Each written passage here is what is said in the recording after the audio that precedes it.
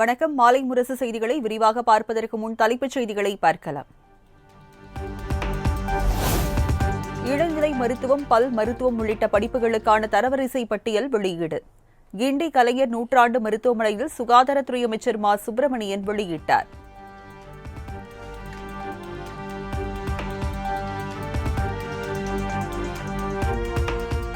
அரசு ஒதுக்கீட்டு தரவரிசை பட்டியலை மாண்புமிகு மருத்துவ மற்றும் மக்கள் இளநிலை மருத்துவம் மற்றும் பல் மருத்துவம் 7.5% அரசு பள்ளி மாணவர்களுக்கான தரவரிசை பட்டியல். இளநிலை மருத்துவம் மற்றும் பல் மருத்துவம் அரசு ஒதுக்கீட்டு தரவரிசை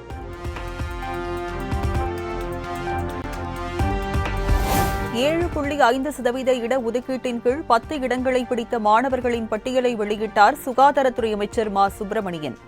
நாமக்கல் மாவட்டத்தை சேர்ந்த மாணவர் ரஜினீஷ் 720க்கு 720 மதிப்பெண் பெற்று முதலிடம். ரஜினீஷ் 720 மதிப்பெண்களை பெற்றிருக்கிறார். கிரீன் பார்க் இன்டர்நேஷனல் ஸ்கூல் நாமக்கல்லை சேர்ந்தவர் முதலிடத்திற்கு வந்திருக்கிறார். 720க்கு 720 மதிப்பெண்களை பெற்ற Rajneesh, green park international school Namakkal. Rajneesh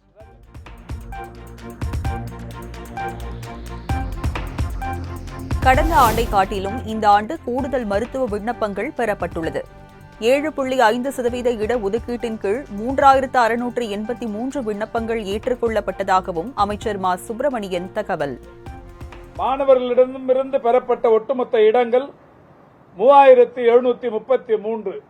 அதில் ஏற்றுக்கொள்ளப்பட்ட மொத்த விண்ணப்பங்களில் தகுதியுடையவர்கள் 3683.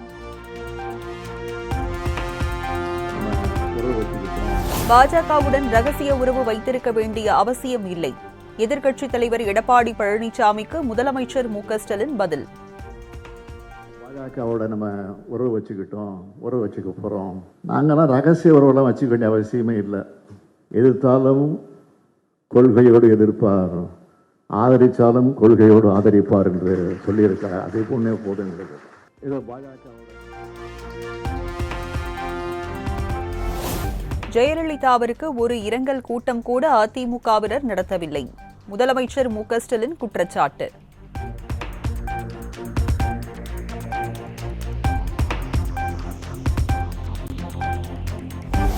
கலைஞர் கருணாநிதி குறித்து உள்ளத்தில் இருந்து மத்திய அமைச்சர் ராஜ்நாத் சிங் பேசியுள்ளார்.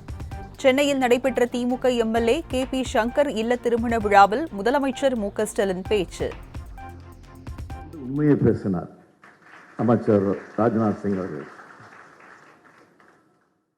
இதை சில நாளாக தாங்கிக்க முடியும்.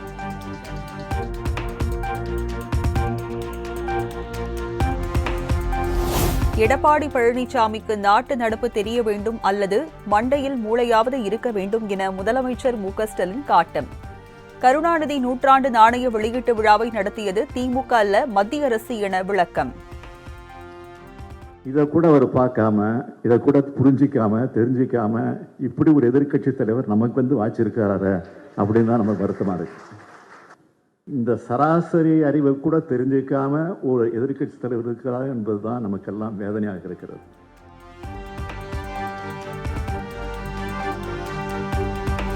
தமிழ்நாட்டின் 50வது தலைமை செயலாளராக பொறுப்பேற்றார் மூத்த IAS அதிகாரி முருகானந்தம். தலைமை செயலகத்தில் உள்ள அறையில் கோப்புகளில் கையெழுத்திட்டு பணிகளை தொடங்கினார்.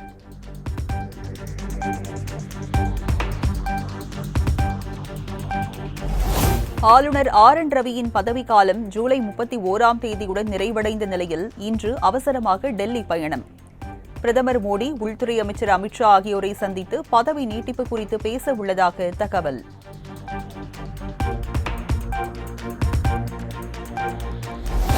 கலைஞர் நூற்றாண்டு நினைவு நாணயத்தை வெளியிட்ட மத்திய அமைச்சர் ராஜ்நாத் சிங்குக்கு முதலமைச்சர் மு. க. ஸ்டாலின் நன்றி. கூட்டாட்சி மற்றும் தமிழ்நாட்டின் வளர்ச்சிக்கு கலைஞர் ஆற்றிய பங்களிப்பை எடுத்துரைத்தமைக்கு நன்றிகள் என்றும் எக்ஸ் தளத்தில் பதிவு.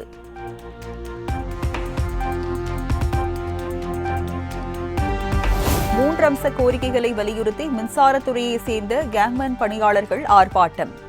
100க்கும் மேற்பட்டோர் அரசுக்கு எதிராக முழக்கம் எழுப்பியதால் பரபரப்பு.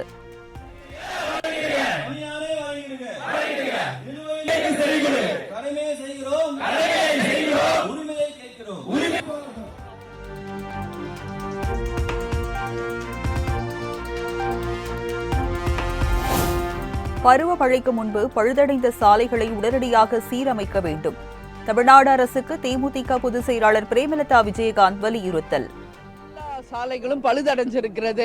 நாளைக்கு மழை வந்த பிறகு ஒண்ணுமே பண்ண முடியாது. அதனால நிச்சயமாக இப்பொழுதே அதற்கான முன்னெச்சரிக்கை நடவடிக்கை எடுத்து எவ்வளோ பெரிய மழை வந்தாலும் அதை இந்த அரசு பார்த்துக்கோன்னு சொல்றாரு முதல்வர். நாளைக்கு வந்த பிறகு மக்கள் தான் கஷ்டப்பட போறீங்க. உங்க வீடு இருக்கிற ஏரியாவோ உங்க தலைமைச் செயலகம் இருக்கிற ஏரியாவோ எந்த ப்ராப்ளமும் இல்லை. ஸோ மக்கள் நிலையை உணர்ந்து இப்பொழுதே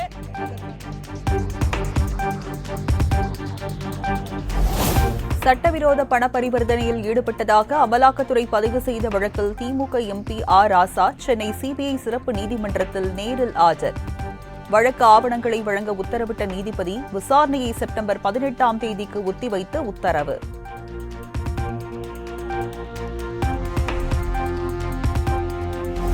குறையை தவிர எதையும் செய்ய முடியாத ஆட்சி தமிழ்நாட்டில் நடந்து கொண்டிருக்கிறது. ஒருவரின் பிரச்சனையை அவனை போராடி தீர்க்க வேண்டும் என்பது ஆபத்தானது என சீமான் காட்டம்.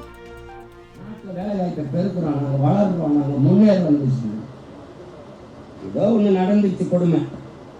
எல்லா துயரத்தையும் தொடக்கணும்னா ஒரு வழிதான் அதிகாரம் மக்களுக்கு.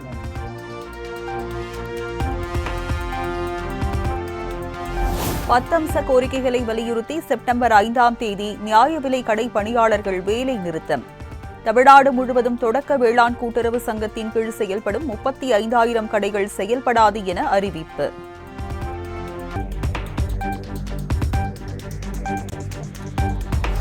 கிருஷ்ணகிரி அருகே பள்ளி மாணவியை பாலியல் வன்கொடுமை செய்த வழக்கில் முன்னாள் நாம் தமிழர் கட்சி நிர்வாகி சிவராமன் கைது.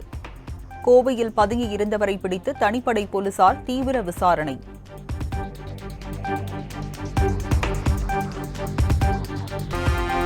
சிவகங்கை அருகே குடித்தண்ணீர் கால்வாயில் வீசப்பட்ட நூற்றுக்கணக்கான இறந்த கோழிகளால் சுகாதார சீர்கேடு ஏற்படும் அபாயம். மர்ம நபர்களை கண்டுபிடித்து உரிய நடவடிக்கை எடுக்க வேண்டும் என வலியுறுத்தல்.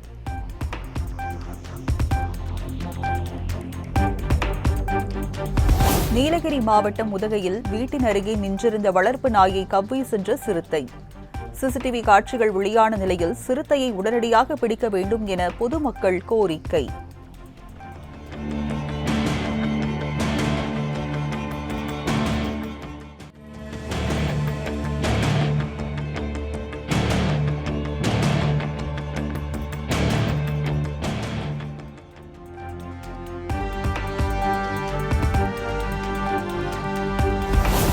தூத்துக்குடி மாவட்ட ஆட்சியராக இருந்த லட்சுமிபதி முதலமைச்சரின் இணை செயலாளராக நியமனம். தூத்துக்குடி மாவட்ட ஆட்சியராக இளம் பகவத் IAS நியமனம் செய்து தமிழக அரசு உத்தரவு.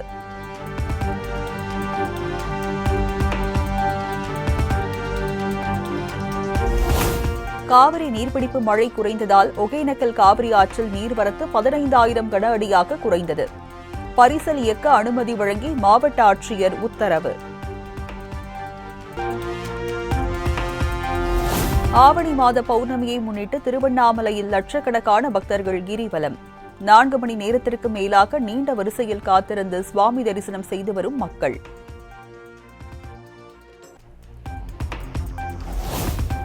பௌர்ணமியை முன்னிட்டு திருவண்ணாமலை கிரிவல பாதையில் மாவட்ட ஆட்சியர் பாஸ்கர பாண்டியன் ஆய்வு. நடைபாதை ஆக்கிரமிப்பு கடைகளை அகற்றி உணவுப் பொருட்களை ஆய்வு செய்தார்.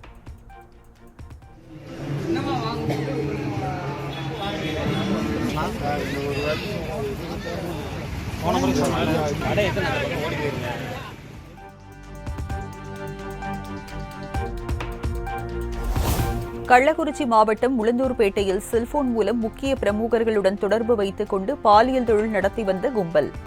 இளைஞர்கள் உட்பட 4 பேரை கைது செய்து காவல்துறையினர் விசாரணை.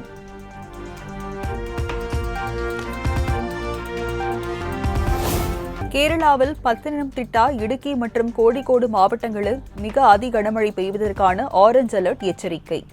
கடலோர மக்கள் விழிப்புடன் இருக்க இந்திய வானிலை ஆய்வு மையம் அறிவுறுத்தல்.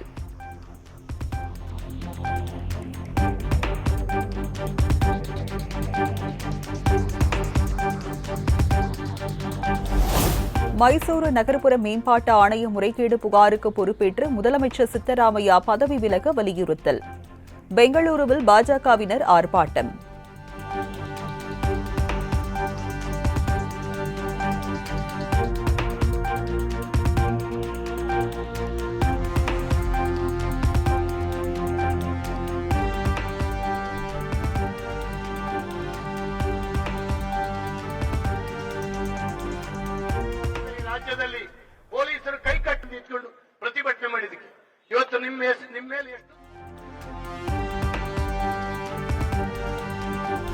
ரக்ஷாபந்தன் விழாவை ஒட்டி பிரதமர் நரேந்திர மோடிக்கு ராக்கி கயிறு கட்டிய குழந்தைகள்.